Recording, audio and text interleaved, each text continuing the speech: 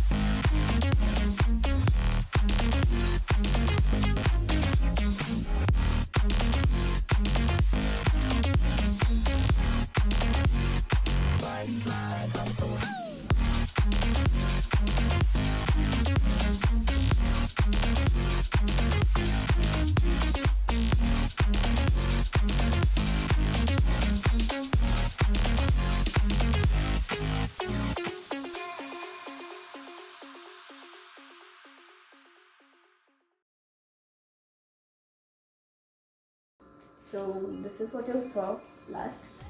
So once it is done, this is how it will look.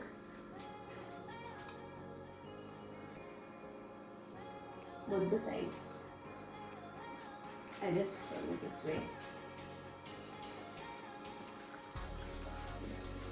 Yes, close again.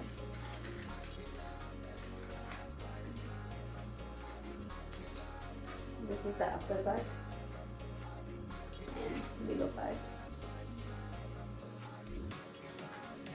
So this is how I made a double square circular card, and this is purely my idea. So I hope you like this idea. You can also decorate this part. I have decorated it. You can see the picture now.